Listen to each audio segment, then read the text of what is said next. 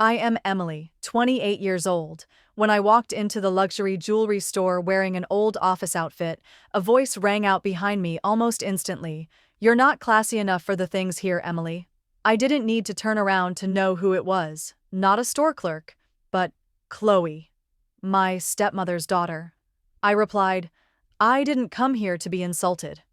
I hadn't even finished speaking when Chloe suddenly raised her hand and slapped me straight across the face. Everyone around us just stood and watched in silence. But then, a voice rang out, freezing the entire room. "Touch my wife again and see." But before you find out who that powerful man was, where are you watching this story from? Leave a comment below and don't forget to hit like and subscribe so I can tell you the whole truth. I stepped into the Cartier jewelry store on a late autumn afternoon. The Seattle air was crisp and my hands trembled slightly even though they were tucked into my coat pockets. I had just been promoted to head of human resources at the company, a position I had worked toward for 7 long years. And today, I decided to treat myself to a small pair of diamond earrings, not to show off, but as a quiet acknowledgement to myself. But before I could take a proper look around, the door behind me swung open, and a familiar, mocking voice rang out. "Oh, you're here too? Planning to buy something? A lens cloth?"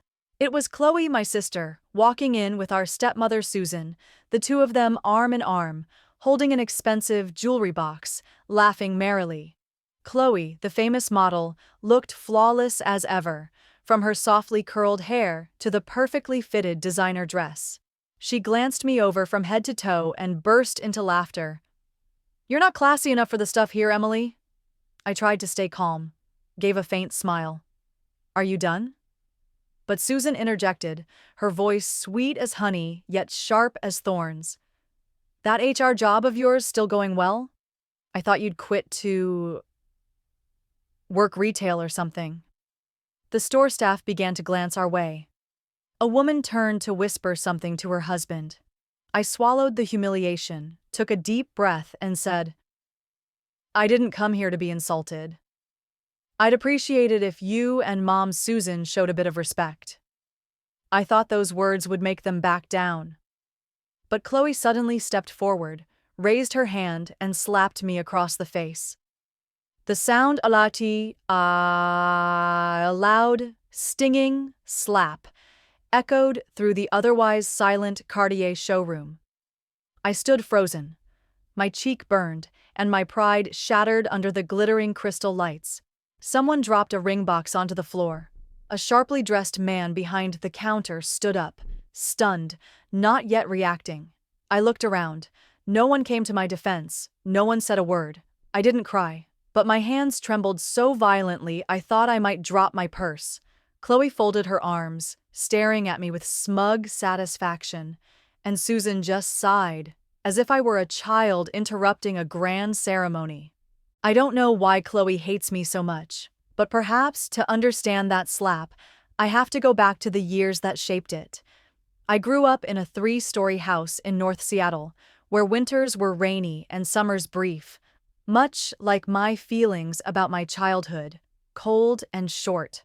My father was a quantum physicist, always buried in research projects, often away on long trips to Europe or Boston, and even when he was home, he only talked about neutrinos, never once asking if I had close friends or how lunch was. The only one around was my stepmother, Susan, always impeccably dressed, nude lipstick, and especially gentle with Chloe.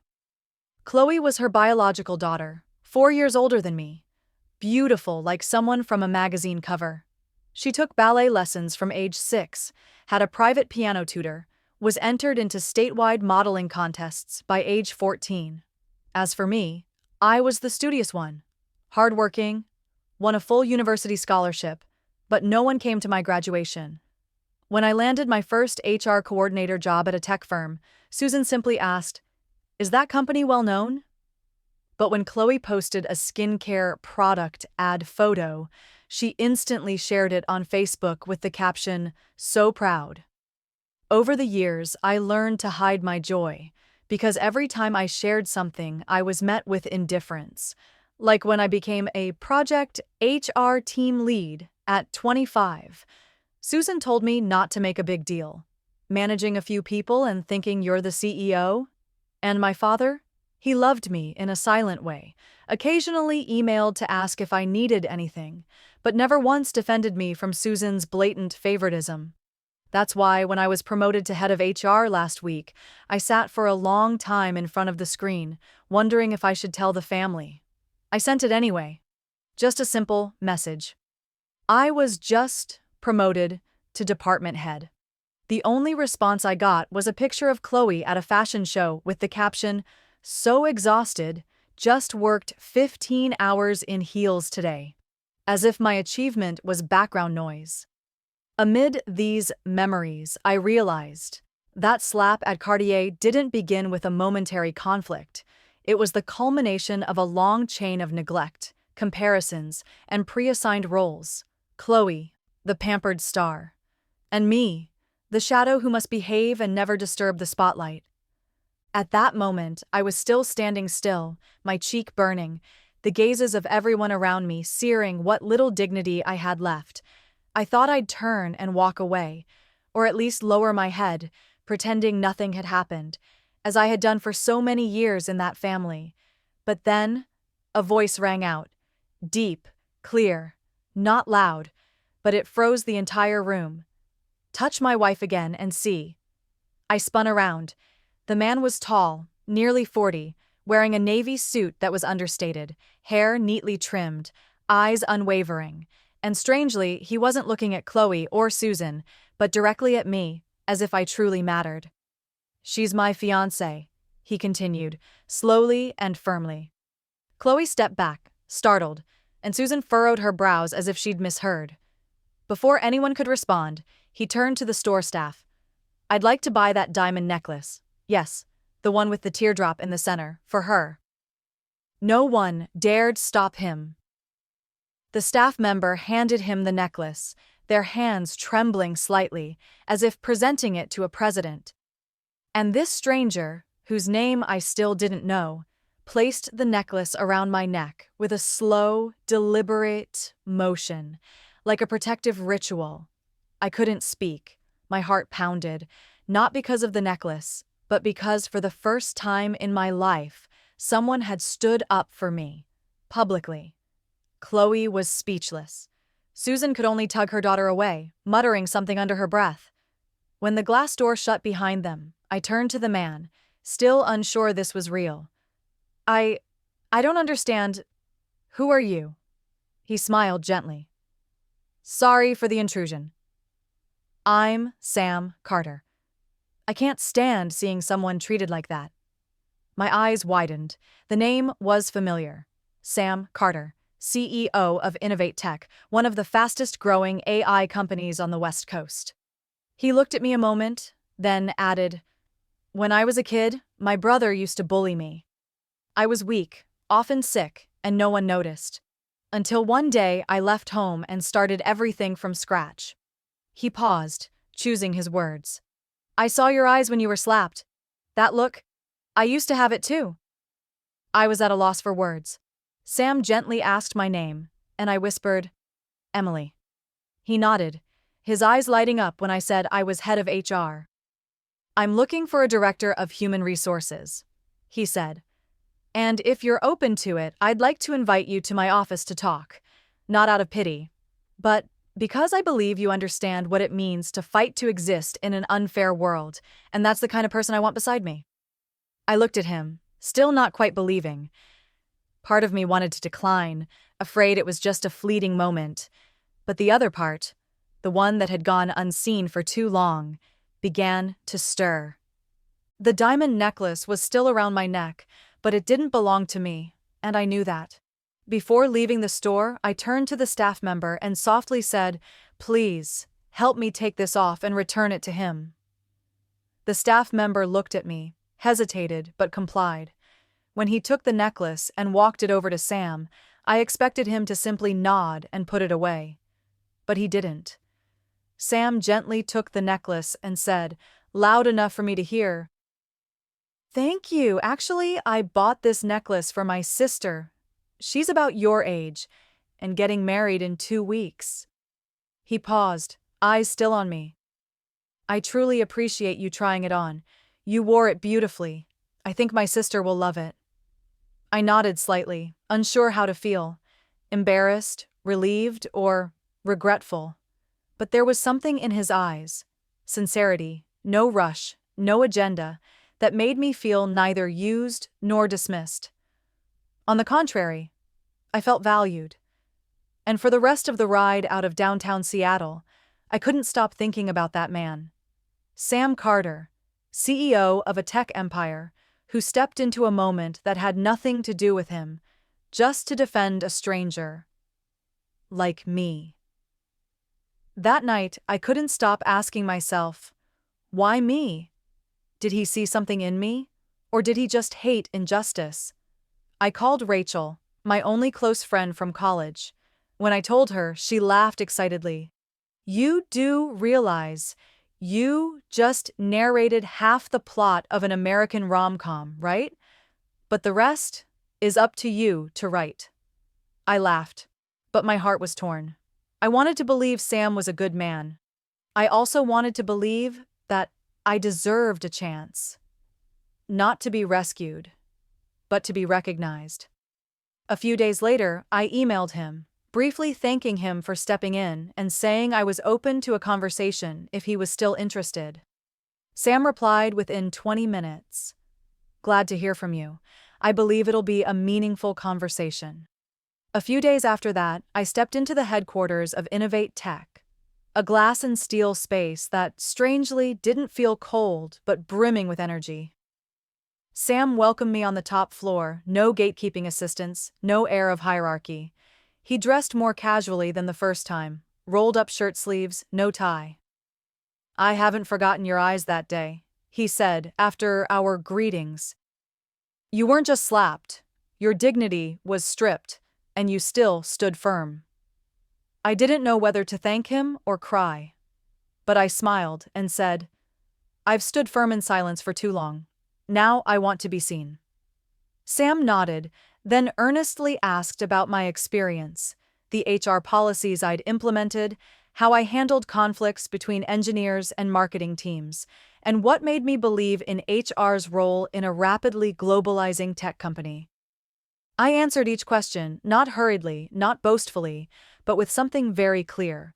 For the first time, I was being seen as someone of worth, not a shadow. When the meeting ended, Sam said, We need someone like you. Not just for your skills, but because you know what it's like to be underestimated and still rise. And as I walked out of Innovate Tech's office that day, I was no longer the girl who got slapped at Cartier.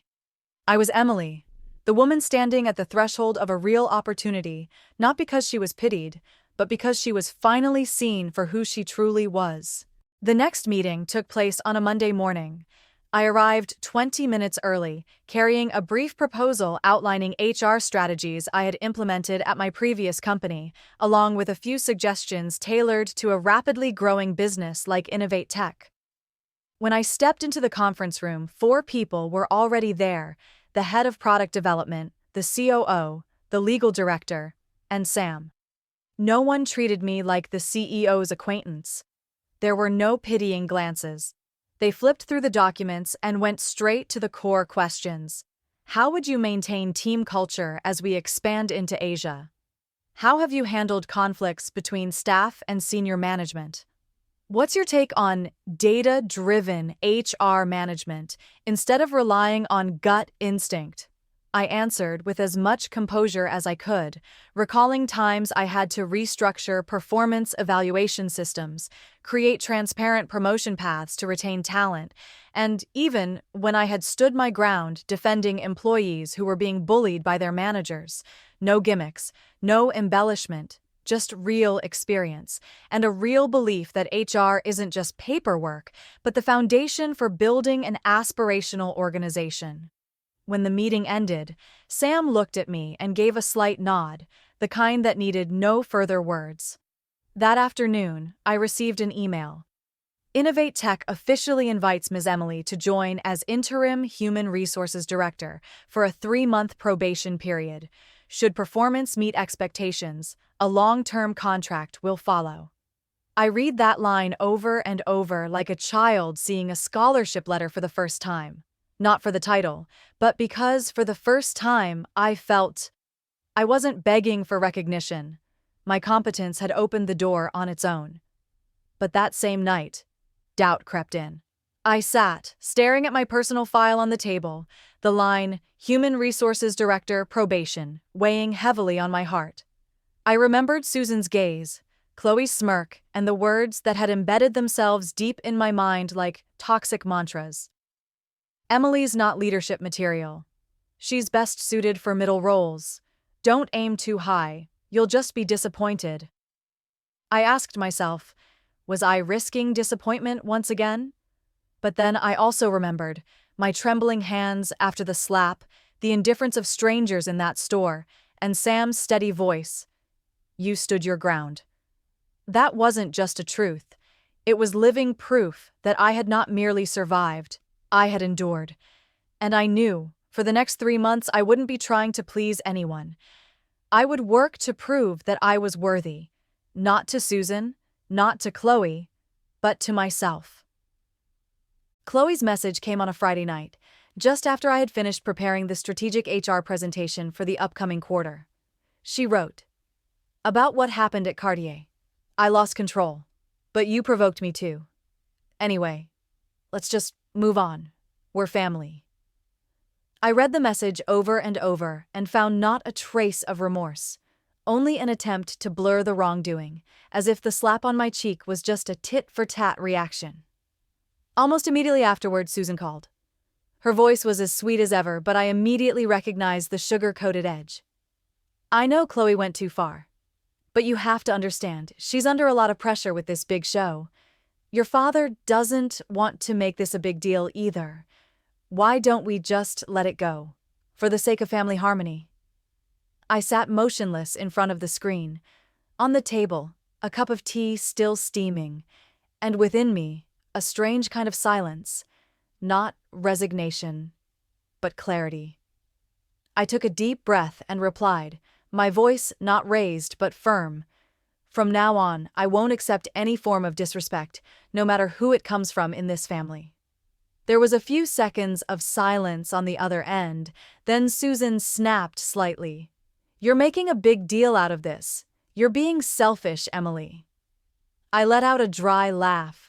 Selfish for not wanting to be slapped in public? For refusing to be humiliated in front of strangers?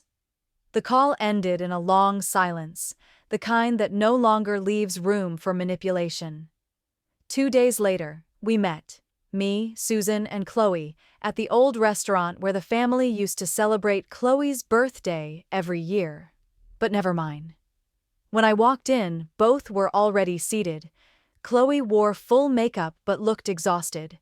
Susan held her coffee cup like there was nothing left to say. I sat down, didn't wait for the waiter, and got straight to the point. For years, I've been treated like an outsider in this family, just because I don't look like a model, don't match Susan's taste, and wasn't born to her. But I tried. I worked early, stayed late. I tried sharing my achievements but was never heard. Chloe just had to show up and everything was handed to her. I'm not jealous. But I am hurt. I looked straight into Susan's eyes. "You always protected Chloe, even when she was wrong. And, Dad, he's not here today. But his absence during my entire childhood, both physical and emotional, left holes that no one in this family ever bothered to fill." Susan initially denied it. "You're exaggerating."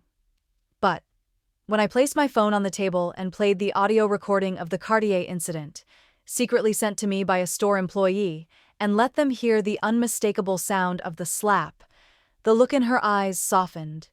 No longer arrogant or dismissive, but tinged with fear, because right after the slap in the recording, a woman's voice could be heard, not loud, but unmistakable. "If it were me, I'd sue. Let that model lose everything, her future. Family or not." The atmosphere at the table turned cold. Susan reached for her coffee but didn't drink, staring down at the surface like she was searching for a reason to dismiss everything. But couldn't. Chloe began to cry, not from remorse, but from fear of losing control. But I no longer needed an apology. I stood up, turned to leave, then looked back and said, "I haven't decided to sue, at least not yet. I want to see how you act from here on." I walked out, leaving them in silence behind me.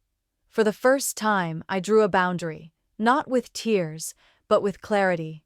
I returned to the small apartment I was renting near the Innovate Tech office, and for the first time in years, I put my phone on silent, not out of anger, but because I knew I had said what needed to be said.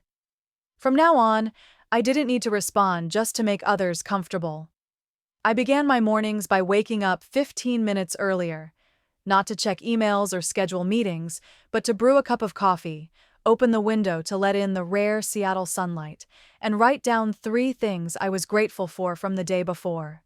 That list included the first time I dared to say no without guilt, the look of respect from colleagues when I proposed a flexible leave policy for working parents, and the moment I sat in my office, looking at the whiteboard filled with strategic diagrams, and realized I felt like I belonged.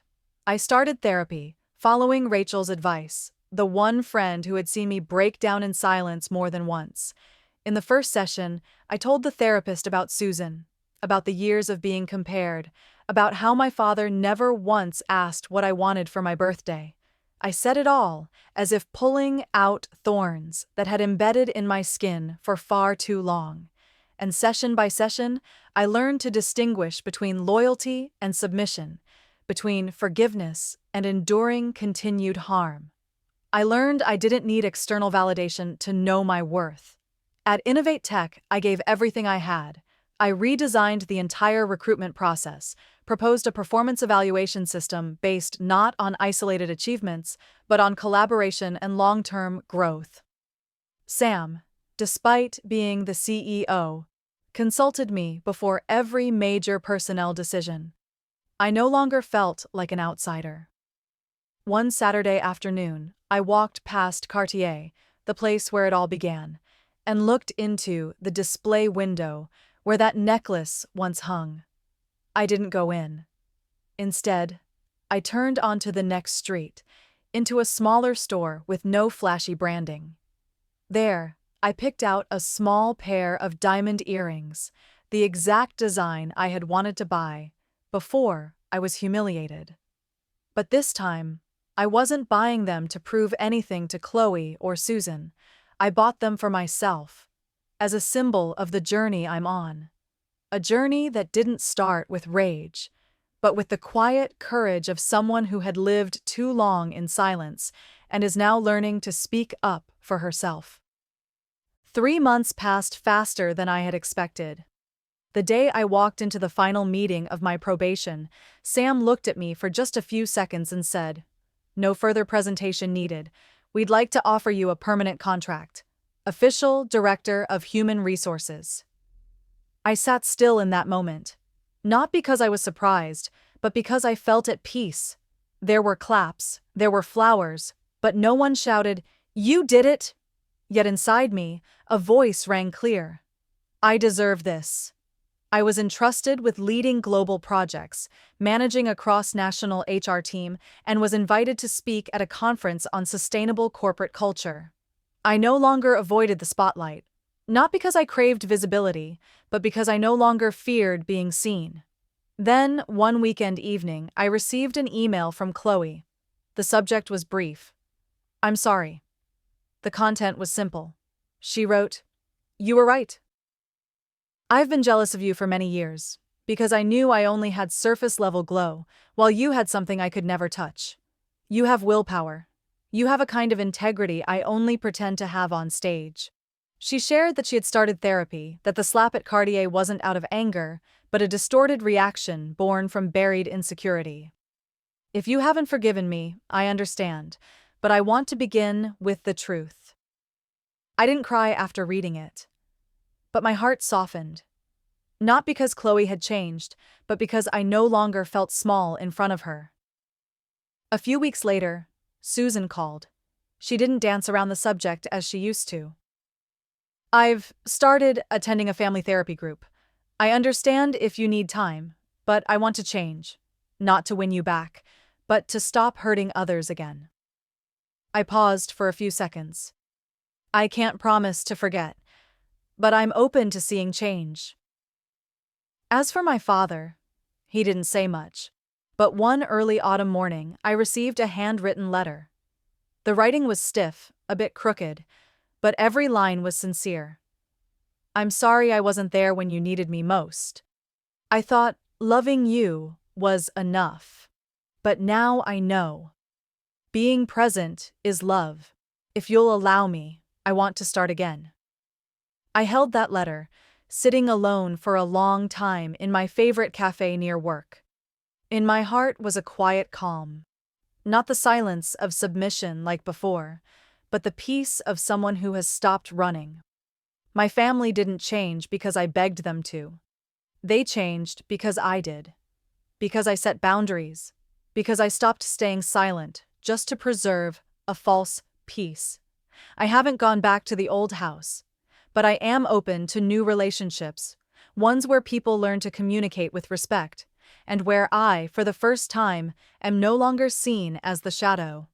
6 months after I started at Innovate Tech, I stood in front of the mirror in my newly purchased apartment, a small, airy space where I had picked out every chair, every curtain color, even the oak desk by the window where I often journaled. On my ears were the small diamond earrings, the very design I had hesitated to buy the day I was slapped at Cartier. But today, I wasn't wearing them to prove anything to anyone. I wore them as a reminder. I've come a long way. From a girl constantly dismissed, always labeled the shadow of her sister, to a woman who knows her own worth and doesn't need anyone else to validate it. I hosted a small gathering. Not flashy, just a few close friends, a few cherished colleagues, and Sam. He arrived a little late due to meetings at headquarters, but when he walked in, he simply said, "I knew you'd make it." No necklace, no savior gestures. Between us now, there were no more rescuer and rescued. We were two people who had once been underestimated, once wounded by our own families, and had stood back up on our own feet. When everyone had left, I stayed behind, gazing at the city through the window, Seattle in autumn, golden lights shimmering on the damp streets, quiet and proud.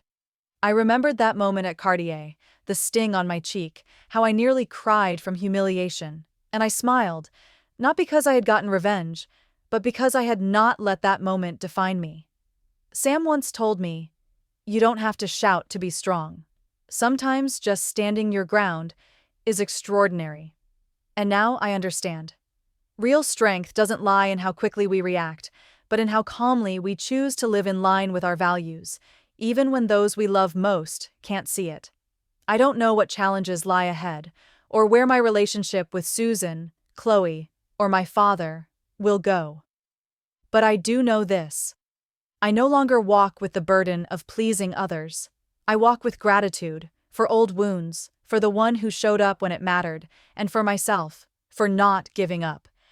Out there, so many people live in families where love is uneven among the children, where recognition is a privilege given to a few, and where silence is mistaken for obedience. If you're listening to this story, thank you. If this story has touched you, leave a comment below.